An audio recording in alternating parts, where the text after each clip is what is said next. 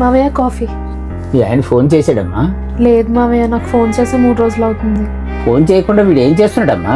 శాలరీనా పంపిస్తున్నాడా? లేదు మావయ్య, వచ్చిన శాలరీ రూమ్ రెంట్లకి ఖర్చులకి సరిపోవట్లేదంట, తిరిగి నేనే పంపిస్తున్నాను. ఎలాంటి కొడుకుని కన్నానమ్మా? అనవసరంగా వాడిని నీకు ఇచ్చి పెళ్లి చేసి నీ గొంతు కోసానమ్మా. అవేం మాటలు మావయ్య, ఇప్పుడు నాకేమైంది? తను ఇలాంటి మావయ్య మీరు ఉన్నారు. ఆయన నిజంగానే శాలరీ సరిపోవట్లేదేమో. నీ నమ్మకమే నిన్ను కాపాడాలమ్మా. ఏమన్నారు మావయ్య? ఏం లేదు తల్లి. అవును, ఈరోజు ఆఫీస్కి వెళ్ళట్లేదా? వెళ్దామనే బయలుదేరాను మావయ్య, కొంచెం నీరసంగా ఉందని లీవ్ పెట్టేశాను. అలాగా, వెళ్ళి రెస్ట్ తీసుకో తల్లి. సరే మావయ్య.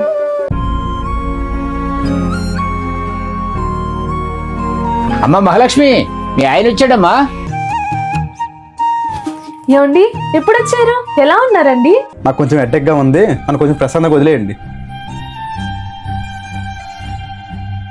ఇప్పుడు ఎడ్డకి ఎలాగుందిరా? పర్వాలేదు నాన్న. మరి నా రెండో కోడలు సీత ఎలాగుందిరా? నాకెలా తెలుసు అనుకుంటున్నావా?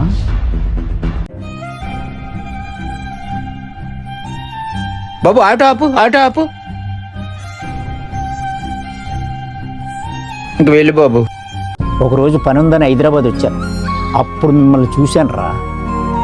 ఆ రోజు నేను ఫాలో అయితే తెలిసిందిరా, నువ్వు ఒక దాన్ని ఉంచుకున్నావు, దాని పేరు సీత అని.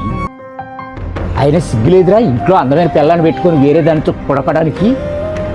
కొడుగ్గా నువ్వు ఇంటి బాధ్యతను మర్చిపోయినా నీ భార్య మాత్రం తన భుజాలపై ఈ ఇంటి బాధ్యతను మోస్తుందిరా. అలాంటి అమ్మాయిని మోసం చేయాలని నీకు ఎలా అనిపించిందిరా? ఇది ఇక్కడితో ఆపేస్తే మంచిదిరా, లేకపోతే కొడుకు అని కూడా చూడను.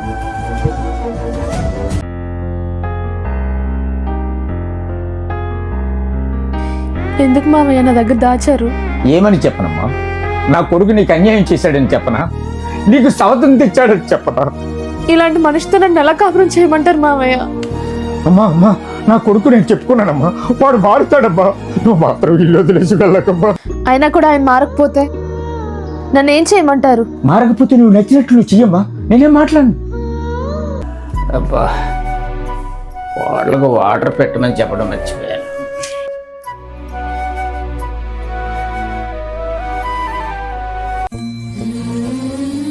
ఏంటమ్మా పడుకోకుండా చీకట్లో ఉన్నావేంటి? ఎందుకు ఏడుస్తున్నావు తల్లి? ఆయన ఇంక మారడు మావయ్య.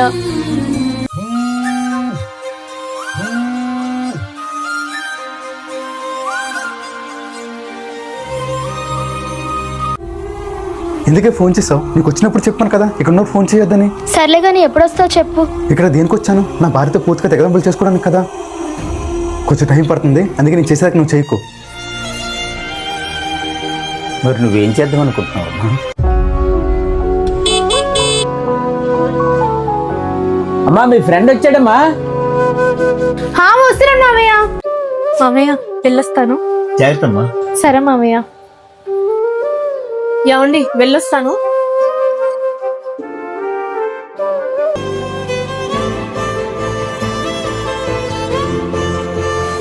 ఆఫీస్ అయిపోయి 2 గంటలు అవుతుంది, ఇంకేంటి రాలేదేంటి? ఏమోరా, నేను తన కోసం ఎదురు చూస్తున్నాను. ప్రతిరోజు ఇలాగ లేట్గా వస్తుందా? నీ ఆఫీస్ 6కి అయిపోదు కదా, మరి ఎంత లేట్ ఏంటి? ఫ్రెండ్ తో డిన్నర్ కి వెళ్ళానండి. మరి నాకు ఒక మాట చెప్పాలి కదా. చెప్పకపోతే ఇప్పుడు ఏమైంది?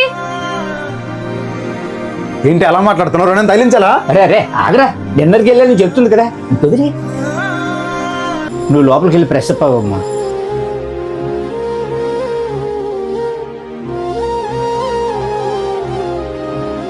వస్తావా? భోంచేద్దాం. నేను తినేసానని చెప్పాను కదా. మరి మాకైనా వడ్డిస్తావా లేదా? మావయ్య, ఈ ఒక్క పూటకి మీరే వడ్డించుకొని తినేయండి. అలాగే అమ్మా, రారా, ఆకలేస్తుంది, తిందాం. నాకు ఆకలిగా లేదు, నువ్వు వెళ్ళి తిను. సరే, నీ ఇష్టం. టైం అయిపోతుంది. ఏంటి అంత కంగారు పడుతున్నావు? కింద మా ఫ్రెండ్ వెయిట్ చేస్తానండి, వాడికి అసలే వెయిటింగ్ అంటే నచ్చదు. మావయ్య, టాబ్లెట్స్ టేబుల్ మీద పెట్టాను, వేసుకోండి. సరే అమ్మా. అవును, చెప్పడం మర్చిపోయాను, ఈరోజు మళ్ళీ లేట్ అవుతుంది. ఎందుకు లేట్ అవుతుంది? అదా, మా ఆఫీస్ స్టాఫ్ అంతా ఆఫీస్ అయిపోయిన తర్వాత సినిమాకి వెళ్దామని ప్లాన్ చేశారు. సినిమాకు ఫ్రెండ్ కూడా వస్తున్నాడా? అసలు ప్లాన్ చేసిందే వాడు. నేను వెళ్ళొస్తాను మావయ్య. ఆగు, సినిమాకి నేను కూడా వస్తాను. మీరెలా వస్తారు? ఆఫీస్ వాళ్ళతో వెళ్తున్నాను, కుదరదు. ఎందుకు అన్నిసార్లు కాల్ చేస్తావు? ఇక్కడికి వస్తావా లేదా? వస్తానని చెప్పాను కదా, ఎందుకు బుర్ర తినేస్తాను? ఏంటి, నేను బొర తినేస్తున్నానా? అవునే, నీతో మాట్లాడుతున్నా చిరాకేస్తుంది. చిరాకు వేస్తుందా? అంతేలే, నీ భార్య దగ్గర ఉన్నావు కదా, ఇప్పుడు నీ భార్య తీగా నేను చేదుగా ఉంటాను. అందుకే నీతో మాట్లాడనిపించట్లేదు. నానేటి నడుచుకుంటూ వెళ్తున్నారు. ఏంటి నాన్న, ఎక్కడికి వెళ్ళొస్తున్నారు? కోడలు ఏమైనా తింటానికి తెమ్మందిరా, అందుకని షాప్కి వచ్చాను. అదేంటి నాకు చెప్పుకొని మిమ్మల్ని పంపించింది ఏంటి? ఏంట్రా అంటున్నావు? ఏం లేదు నాన్న, ముందు బండి ఎక్కండి.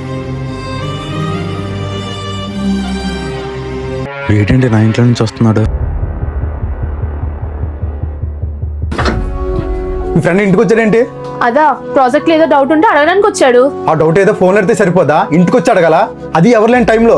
ఏం మాట్లాడుతున్నారా? సూటిగా మాట్లాడండి. ఇంకనేది ఏం లేదు, నువ్వు జాబ్ మానే. నేను జాబ్ మానేయడం ఏంటండి? ఏం మాట్లాడుతున్నారు? అవునరా, కోడలు జాబ్ మానేయడం ఏంటి? కానీ జాబ్ చేయ నాకు ఇష్టం లేదు నాన్న. ఎందుకు ఇష్టం లేదండి? అడుగుతుంది కదరా, చెప్పరా ఎందుకు ఇష్టం లేదు? ఏం మీకు తెలియదా? వాడు ఎవరు నాన్న? తను డ్రాప్ చేయడానికి, తన డిన్నర్ తీసుకెళ్ళడానికి చెప్తుంది కదరా ఫ్రెండ్ అని. ఫ్రెండ్తో ఎవరైనా ఇలా తిరుగుతాను నాన్న, అది పెళ్ళేన అమ్మాయి. చూడు, నీకు ఎలా ఉంటుందో నాకు తెలియదు, కానీ నా భార్య వేరే వాడితో బైక్ మీద వెళ్తుంది, సినిమాకి వెళ్తుంది అని ఊహించుకోవడానికి పిచ్చెక్కిపోతుంది. అందుకే జాబ్ మానే. నేను మీరు కాకుండా వేరే వాళ్ళతో బైక్ మీద వెళ్ళినందుకే మీరు ఇలా అయిపోతే, అలాంటిది మీరు నా స్థానాన్ని వేరొకరికి ఇచ్చి దాంతో కులుకుతుంటే నాకెలా ఉంటుంది చెప్పండి? నేను మీకు ఏం తక్కువ చేశాను చెప్పండి? లేకపోతే నేను మిమ్మల్ని సుఖపెట్టలేకపోతున్నాను. అడుగుతుంది కదరా, చెప్పరా.